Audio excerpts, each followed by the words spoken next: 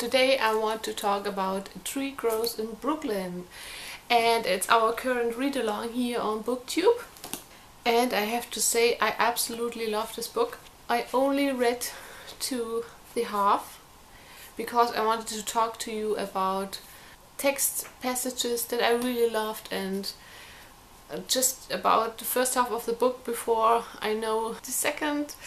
So the first part is spoiler free, and then I have to tell you when you have to shut the video down if you don't want to get spoiled. A Tree Grows in Brooklyn is about a young girl. Her name is Francie Nolan, and she is the daughter of Irish immigrants to America, and they live in Brooklyn, New York, and it's about her whole life. You learn a little bit about her parents, how they met, but it's mostly about Francie and how she grew up and everything she does all day long, her relationship to her parents and to her little brother Neely, also relationship to grandparents and aunts, and her school life.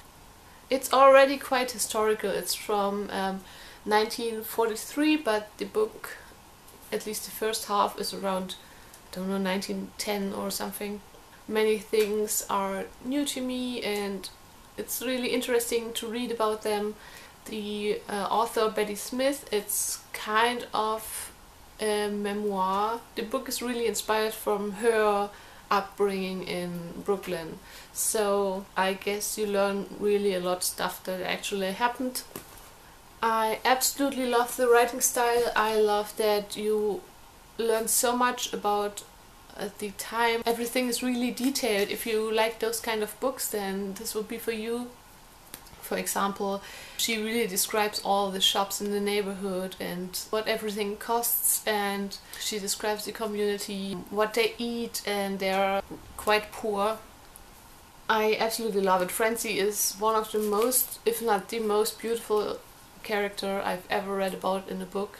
She's just totally amazing, and I find so much stuff from her in myself, so I identify with her a lot. I think it's a beautiful, beautiful book, and what I really hate is that I wanted to buy this book for my grandma. That's the first thing I thought about. I thought, oh my god, my grandma has to read it, she will love it. They don't even publish it anymore in Germany, and that's mind-blowing to me because it's such a well-known book in America and it's such a classic. It's so good, and why wouldn't they publish it anymore? I don't know. I hate them for that. Publishing industry, please. A Tree Grows in Brooklyn, we must have it in German. So yeah, that was my short review. I recommend it for everyone who likes coming-of-age stories, for everyone who likes to read about normal life, and for everyone with a big heart. It's really beautiful. Go read it, check it out. And now to the spoilery review. Hey everyone, from our read-along. So, my review goes to page 193 in my edition, and it is chapter 31. So 31, remember. Okay, and as you see, I have marked a lot of text passages or quotes, and I just want to go quickly through them all with you. Okay, there are so many things in here. On the first page there was somewhere where she describes warm sun on a wooden fence, and I already loved this book at this part. It reminded me so much of my childhood and my grandparents' neighborhood. She had her own little house in the painted fence and her garden, and it was also beautiful for us to play at, and so that reminded me a lot. Nowadays I live in a big city and we don't have fences anymore, and it's just streets and houses. So then on page 6 she writes about a summer Saturday in Brooklyn, and I also thought it was just so wonderful, the mood she painted, all the people getting paid and then having the best day of their week because they all have money and they all go out, and I thought it was just such a heartwarming mood, straight at the beginning of the book, and it really told so much about the community in Brooklyn, and I loved it. Page 14, or I read the start on my Kindle, and it was 4%, I think, and I already cried. It was this text passage where Francie is out and I guess she has had to buy bread or something. And there's this old man on the street, and he is around 70 and he has holes in his shoes and he looks kind of homeless and sad. So Francie imagines what has happened to his life so that he come to this point, like how he had a nice family and lost them and something like that. And that really struck with me. I talked to my dad once and he said to me, whenever I think someone is stupid somehow, or oh my god, what's this person about, I should think about they were all children one day and they were all loved or not, and yeah, that their community or their company shaped them to who they are, and it's about what happened to them more than who they are. Don't judge a book by its cover, it's the same. So to being able to walk in the shoes of others, and I thought this text passage was beautifully written. You already knew at this point that Francie is a special girl, and I also really could identify with the love for her father. I was a total daddy girl as a kid, so I love all the Francie and Johnny parts.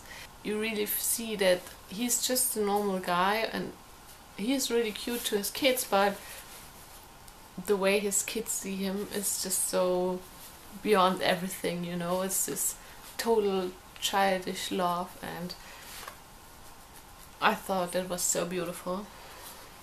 I really liked reading about the family, like Aunt Sissy, and it was such a sad story about her being this promiscuous nymphomaniac girl, and her 10 children she had born who all died after the birth. On page 36 there are all the recipes for the stale bread they have, and I thought it was so interesting because it was, yeah, it's stale bread, you don't want to eat it, but I thought that the recipes didn't sound bad. I really was tempted to cook after them, so maybe someday I will, and then I make a Tree Grows in Brooklyn cooking video for you. That will be fun.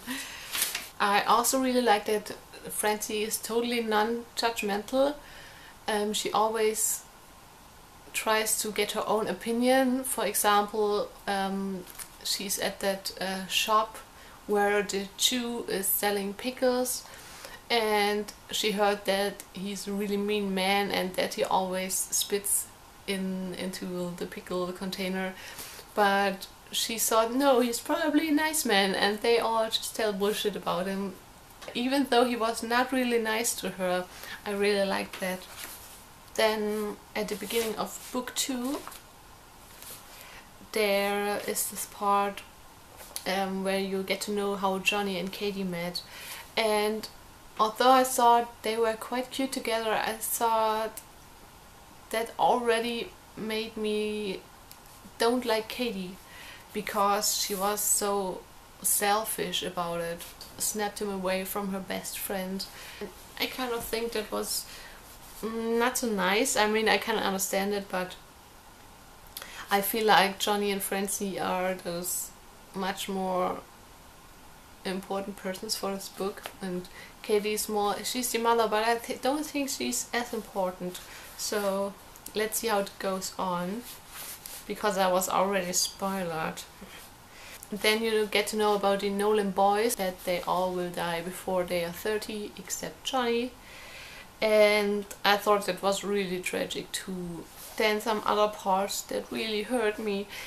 For example, before Francie came to school, where she was on the school fence that was next to her house, and then she talked to this girl and the girl spit on her, and Francie was just so sad, and oh my god, I always thought like, how can you be mean to Francie? She's perfect.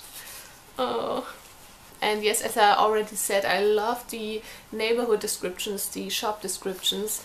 And there was one description from Chinaman where I think they got their laundry from, and he always put little litchis as a present to the laundry, and he had this little old machine where he could count like little kids have. And Francie was so fascinated by it. She thought it was something so special, and she was so amazed by all the things he did that weren't really something special, but to this little child it was so magical. I really forget how it is to be a child often days, and I really like to read about it again. A passage I also really liked was the vaccination, and that they were also terrified, and it read like a horror movie. I have a passage I want to read to you. Okay, so I'm so bad in reading out loud in a foreign language. Behind the frosted glass door where the terrifying business was going on, there was steady bawling, punctuated by a shrill scream. Resumption of the bawling, and then a pale child would come out with a strip of pure white gauze about his left arm. His mother would rush and grab him, and with a foreign curse and a shaken fist at the frosted door, hurry him out of the torture chamber. I love this part. I really hate syringes, so I can totally understand it. And then the parts about first school I find really, I don't know, don't like it. I felt bad for her because she wants to learn so much, and she's such a nice girl, and I just want her to be happy in her school. And so I really enjoyed those two teachers that come to the school only for their classes. And it was the music man and the art teacher. There's another passage in here I really liked. Yeah, the art teacher. On a rainy day she wouldn't give a lesson. She'd take a block of paper and a stick of charcoal and sketch the poorest, meanest kid in the room.